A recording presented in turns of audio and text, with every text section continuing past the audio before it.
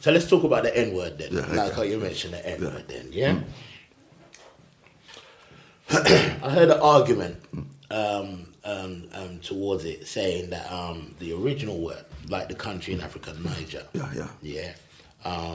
it means emperor, emperor or king or that was the original thing. And so then when it was when that word was taken up by oppressors, it was first used because that's what they were called. Okay. This person was called a Niger because he was royally. You know what I mean? Yeah. And then they then switched it and started using it as a derogatory term. Yeah. You know what I mean? So when you've gone back that far, how do you feel about the N word now? Right, okay. So I've kind of seen various things written about it, and I think there's the thing about intent and the kind of history is relevant that you've just given me. So I'm just pausing. I still have a problem with it. I have a major problem with it. Like I'm not like go on. And I see you asked the question. So basically, its use in current times has developed out of an extension of the word Negro.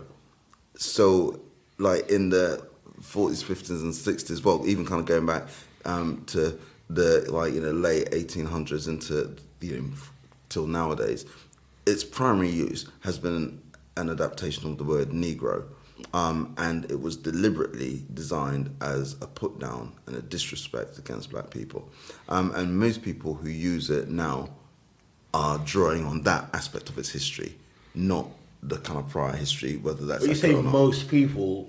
of any racial background are drawing on its more recent history. Okay. That's where it came from. So a lot of people, let's just say in rap, where people say, well, what we're doing is kind of taking something and reclaiming it. So that's the argument that supports the use of the word. The argument is, if you're going to use this thing, I'm going to take it, I'm going to make it positive, and it takes the power away from you. Because if you try and use it, I'm like, I already call myself that, and like I'm cool with that. So it's reclaiming the power. But I think that there's an internal, this is my view, an internal disrespect that what we're doing is we're taking on something that we know has its roots in something that is inherently negative, and we're taking it on. And I don't think we should do that. Because I'm old enough to still kind of be tuned into like where it comes from, the kind of lynchings, Martin Luther King and I overlapped briefly, but I don't mean in terms of being contemporaries, but like I was alive for a couple of years before he died. It's like, these things are in my lifetime. And like, I mean, I understand the argument about taking it back and taking it back and taking the word back and using it as a power, and I see the endearment when people use it, if people grow up in those neighborhoods or whatever like that and use it, and I can see that they're using it as a term of endearment and stuff like that. But yeah, it's not my personal choice. But I do see both sides of that argument still, you know what I mean? But I just thought, when I heard that story about the Niger and stuff like that, it just gave another twist on it still, you know what I mean? But I suppose for me, it's kind of really complicated by my view about what race is. So I spoke about black, white, mixed, as if race is an absolute thing. And it is true that we look at people and we kind of have a sense of what race they belong to. But the concept of race doesn't really make sense. So in my background, like a lot of people won't know that, like, say I've got Syrian, like my granddad or his dad was kind of Syrian, right? But you'd look at me and just kind of think I'm of Caribbean extraction, and that aspect of my identity gets lost.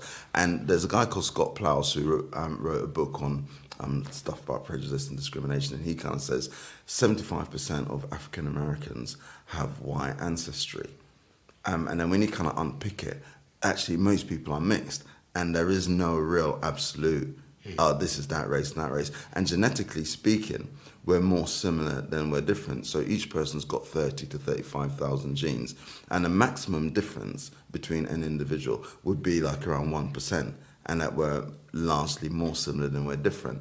And that even genetically speaking, if you were to draw a circle, say, all right, so these people fit into the black group, these people fit into the white group, these people fit into the Asian group, then sometimes there is more genetic difference within those groups than you find across the groups. So genetically speaking, there is no tightly defined group who are black and who are anything.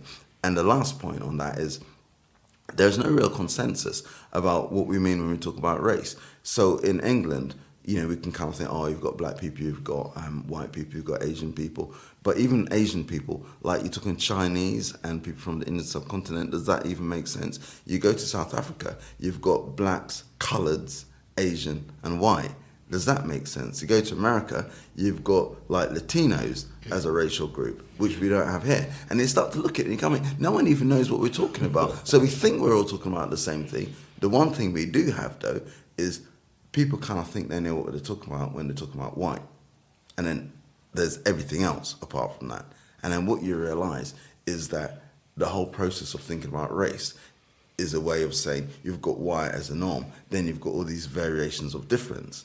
And you think, well, actually the science doesn't support it, and the purpose behind it was never in a neutral way of saying, oh, people just look different. From the minute... No. It's a hierarchy. You know what I mean? Absolutely.